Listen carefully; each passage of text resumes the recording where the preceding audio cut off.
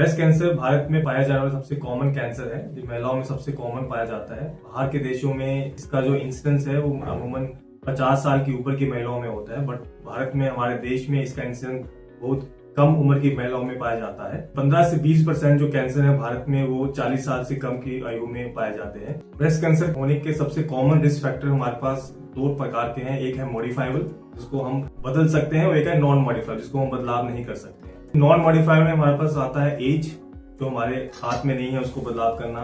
दूसरा हमारा risk factor आता है उसमें एथनिसिटी। तीसरा आता है हमारा जेनेटिक।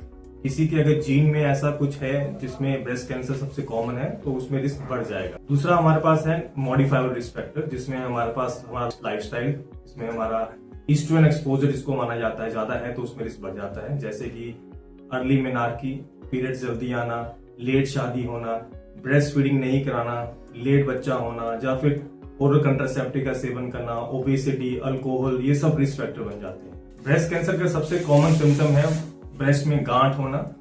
जो गांठ जिसमें दर्द नहीं है और सबसे सस्पिशियस गांठ है, उसके लिए हमें डॉक्टर के पास जाना चाहिए। उसके अलावा सिम्टम जो हमारे पास हैं वो है निप्पल से डिस्चार्ज होना, चमड़ी में कलर चेंज होना, या चमड़ी का सख्त होना, संतरे के छिलके जैसे सख्त होना, बगल में गांठ होना, निप्पल का अंदर धंसना, ये सब रिस्क हमारे सिम्टम्स माने जाते हैं।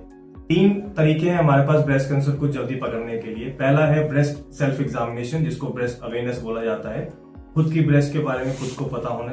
दूसरा है हमारे पास क्लिनिकल ब्रेस्ट एग्जामिनेशन, सर्जन के पास जाके उसको एग्जामिन करना। और तीसरा है हमारे पास मैमोग्राफी। मैमोग्राफी एक ब्रेस्ट का एक्सरे बोला माना जाता है, जो 40 साल से ऊपर की महिलाओं को साल में एक बार करवाना चाहिए।